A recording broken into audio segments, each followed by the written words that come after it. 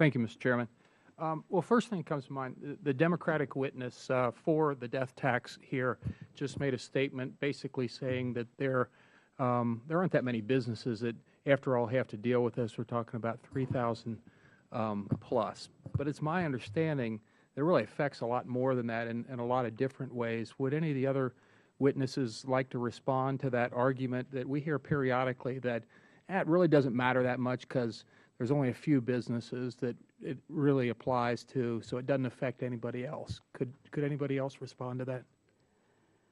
Well, to those of us that would be affected, it is a big deal. So the fact that there's 3,000 family businesses that are affected, maybe to the average American is like, well, that's just 3,000 people. To us, it's our business, and it's those 90 families that are employed by us, and it's our customers and our vendors. It's a much bigger piece of the pie than just saying, well, it's just this one family. So, Mr. Fisher, I see you nodding. Would you like to respond? Well, speaking for our association, we're a very capital-intensive business. So every one of our businesses not only has their properties, but the expense of running that business, we don't just have an office set up and run a computer. We have to buy equipment and replace equipment every year. Every year, just to stay even, we have to reinvest 10 to 15 or even 20% just to maintain our inventory. And then when you consider that during better economic periods, we're going to try to create more growth, we have to invest heavily year after year. So almost every one of our businesses is definitely affected by this law. Mr. Katz, did you want to say something? Although only 3,000 or 4,000 businesses are affected on an annual basis, that doesn't mean that all of the other businesses aren't out there dealing with this. In our law firm, we do a tremendous amount of planning, succession planning and planning for closely held businesses. And even to those people that are not necessarily affected on an annual basis, they're involved. They're involved in planning. They're involved in spending money on attorneys, thankfully. They're involved in spending money on insurance premiums to be able to deal with liquidity issues. It does take up a lot of time and effort and energy, and it can create some incredible stress. Having to sit in front of somebody like Ms. Medania's father and say to him, the only way for you to really deal with this is for you to transfer interest in your business to the next generation now, to start to take advantage of some of the rules that are out there.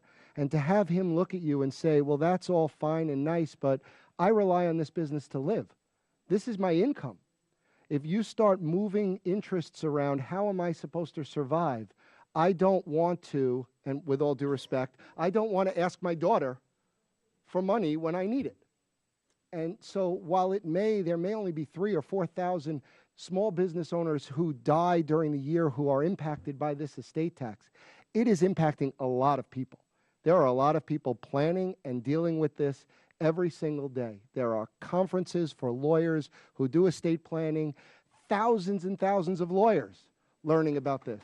If there are thousands of lawyers learning about this, there are hundreds of thousands of people that are dealing with this every day. Thank you.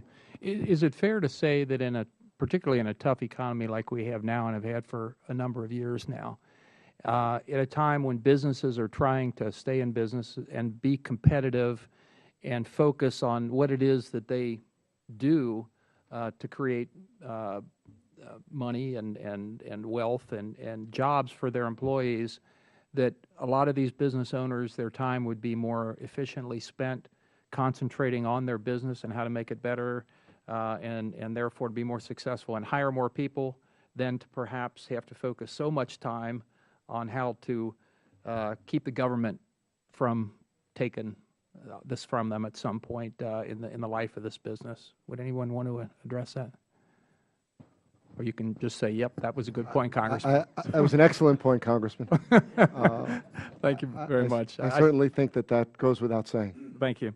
I've only got a couple of seconds left, so I thank all the panel members here for their input in this. I know I've been speaking about this for a long, long time, and I would argue that you all know a whole lot better how to spend your money than the federal government does, and we ought to let you keep it and get this economy moving and hire more people. Thank you.